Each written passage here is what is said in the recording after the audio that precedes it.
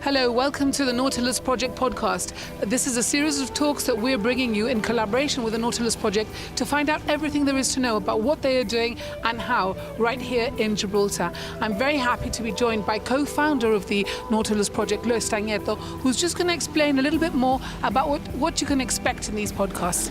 Thanks for joining me, Luis. Tell us a little bit more about it. Thanks for having me, Michelle. As a marine conservation NGO based in Gibraltar, the Nautilus Project does a lot of work educating and also researching a lot of the climate issues that affect us and how they affect the marine environment. And the purpose of the podcast is really to connect with experts around the world who specialize in very key areas to do with climate change and conservation, to allow them to explain why the work that they do is so important in maintaining our oceans. Well, I'm really excited to get going with this. Thank you guys for watching and for listening on all the podcast platforms. We're also going to be coming at you via the Nautilus Project podcast on YouTube and on the Sofa with Rouge on YouTube too. So stay tuned. We're going to be telling you a lot more, everything you need to know. So welcome to another episode of On the Sofa with Rouge and the Nautilus Project Podcast. I'm very excited today because there's a young lady with me. Her name is Olivia Mandle. Hi, Olivia. Thank you so much for joining me today. Thank you so much. It's an honor to be here. Lewis has told me all about you, and what we're going to discover today is a little bit about what you do, a little bit about your activism and what you're doing, because you currently live in Barcelona. Is that right? Yes, I live in Barcelona, but now I'm studying in the University of Plymouth in the UK. Ah, okay. So you're with Alex then. You know Alex? Yes. Great. We're on the same course. I do marine biology and oceanography.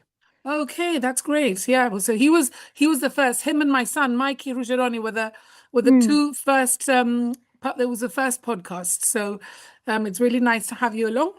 And I just wanted to speak, first of all, a little bit about what you're doing. How did you start? Because I was looking at your website, and I saw that at the age of 12, you went to stay with your grandparents, or they took you on a trip to see some dolphins in the wild, and that changed your life. Is that true?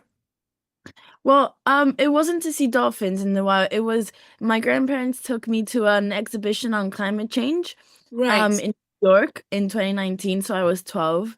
And I was already aware about the problem of plastics and microplastics, but that exhibition where young artists showed through their art what was happening to the planet in their opinion really shook me, because I wasn't really I wasn't really aware that the problem of plastics and microplastics could cause the death of our oceans, and something as important to me as our oceans, that thinking that they could die, it didn't fit in my head.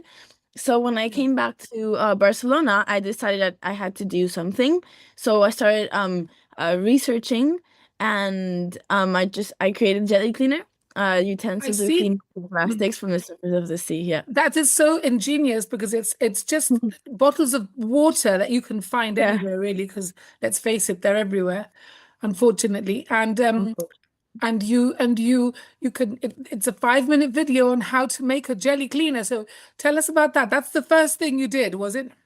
Yeah. So it's made from recycled materials. It's recycled plastic water bottles and old ballet tights I had at home. And it's I always say it's not an engineering project. It's something, it's very simple that everyone can make in their daily life, and it's very easy to use as well. And I remember the first time I tested it, I tied it to my paddleboard, and I went up and down the beach with the paddleboard for 30 minutes. And when I came back to the shore, I turned the stockings inside out. And they were full of jellyfish.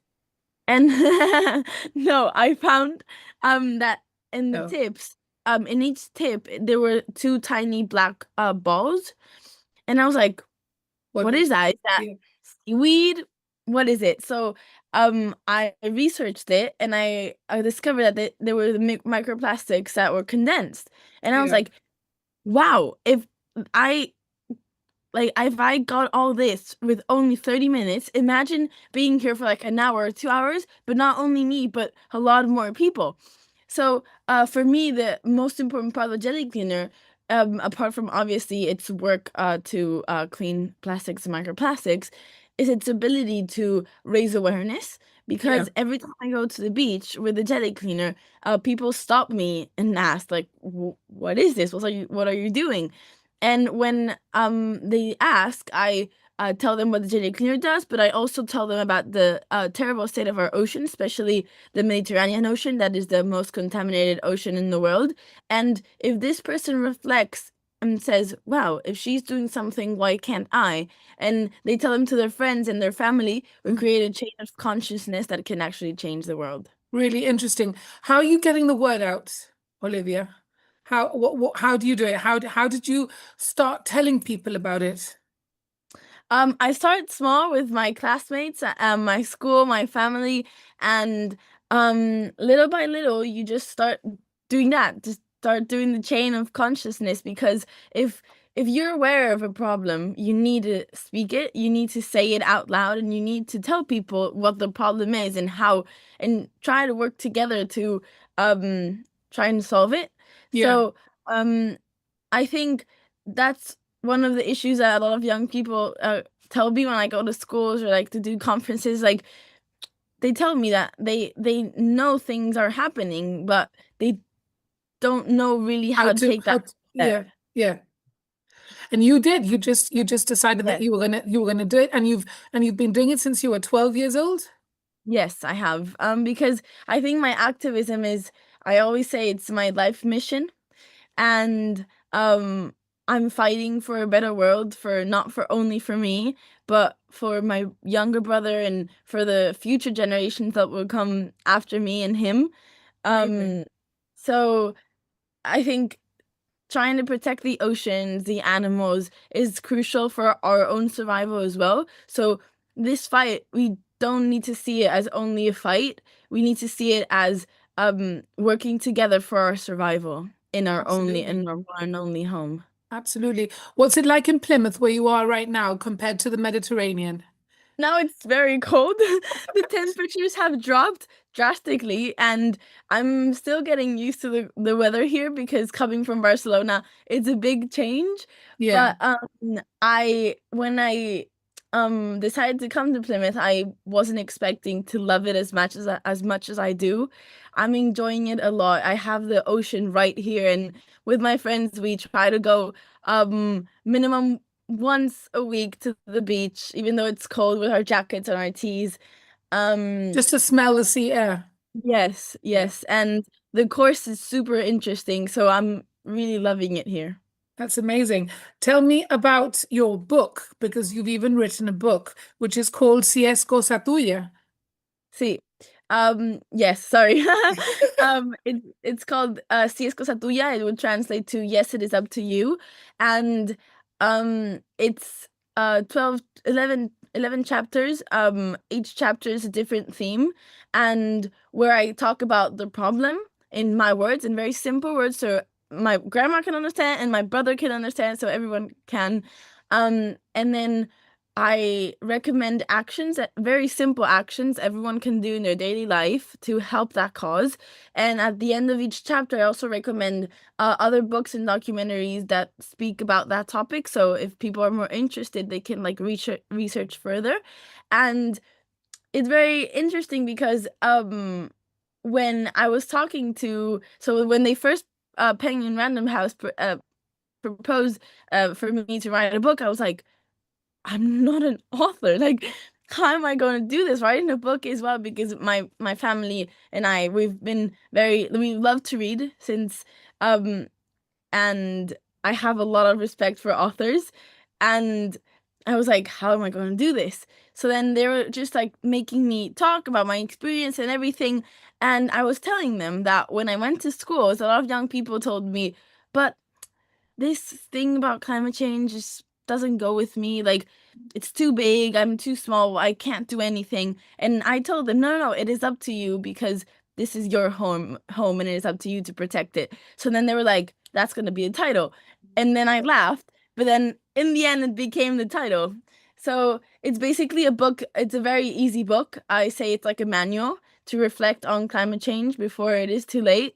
Yeah. And it's very simple because it's written in my own words. And I think if you don't know where to start, it is a very good thing to read, because I recommend a lot of actions that are very, very simple, but that if not only one person does it, but a lot of people do, That's then how change moves. that. That's how you move things.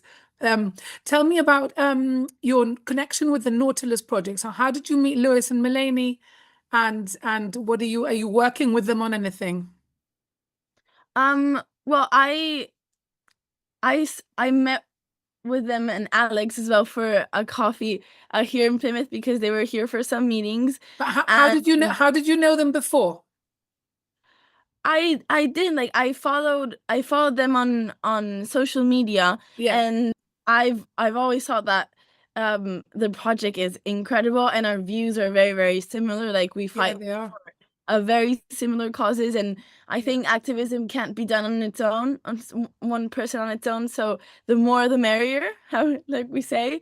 And so I think we just started contacting. I'm very, very happy to be Okay. here in the podcast, and maybe we also talked about maybe me going to Gibraltar in the summer to speak to the children, maybe. Yes, that would be a fantastic idea. I think you could inspire a lot of people. I know that you've been awarded, well, you're an EU Climate Pact ambassador, which is incredible as well. How did you get that, and what does that mean?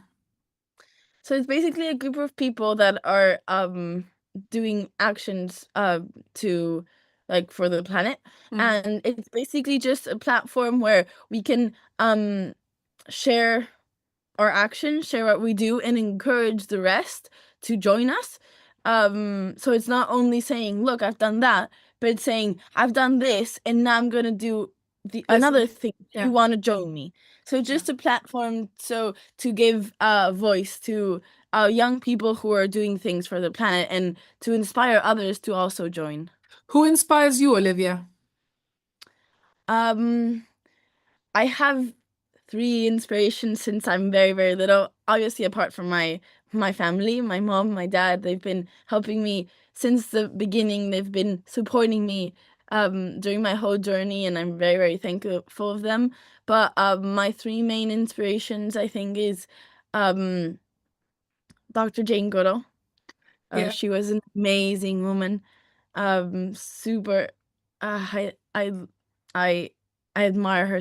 I admire her so much. And then Dr. Sylvia Earle.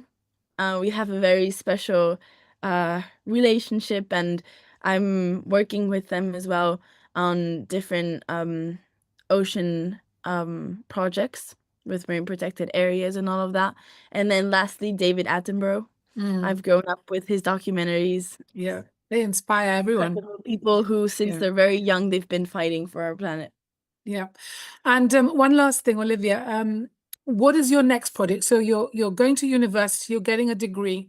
What do you want to do with your life? I mean, I know you're going to dedicate yourself to being an activist and trying to save our planet, but what are your next projects? So after uni, so the dolphin is my favorite animal, and Yeah. cetaceans for me are creatures that fascinate me, and they've fascinated me since I'm very, very little. And I think they have a lot of things to teach us still. So after uni, I would love to study their behavior, and maybe do a course in underwater filmography, and so I can film them as well. And then my objective, I think, is research and then show it to the world, because for too long, I think activism and science have been um, living in, like, parallel worlds. But I think the future of our planet and our oceans has to be activism and science joined Together. together. Because what good is knowledge if it stays in the lab, and what good is activism if it's not based on evidence? So I think we need this new generation of young scientists who can also communicate what they find. So that's what I Great. want to do, and obviously keep advocating. Amazing. I'm so chuffed to speak to you. Honestly, and you're only 18, And I hear you speak and you sound like somebody way, way older and way wiser than an average 18-year-old. So honestly, thank you so much for sharing all this with us. And and all the best. Very good luck with everything, Olivia. And I hope to see you in Gibraltar. I'm very close with Lewis and Melanie and his family. So hopefully when you come out, we'll get together and we'll meet up. Of course. And keep doing what you're doing. You're inspiring a lot of people. You keep going. Thank you so much. Take care. Thank you for joining us today on the Nautilus Project Podcast. Here in Gibraltar, at the gateway between the Atlantic and the Mediterranean, we're proud to keep exploring, learning, and protecting the marine world that connects us all. If you've enjoyed today's conversation, be sure to subscribe, share the podcast, and leave us a review. It really helps more ocean-minded people find us. You can also follow our work from citizen science initiatives to seagrass restoration by visiting our website or connecting with us on social media. Together, we can inspire change and safeguard our blue planet one story at a time. Until next time, keep curious, keep connected, and keep making waves for the ocean.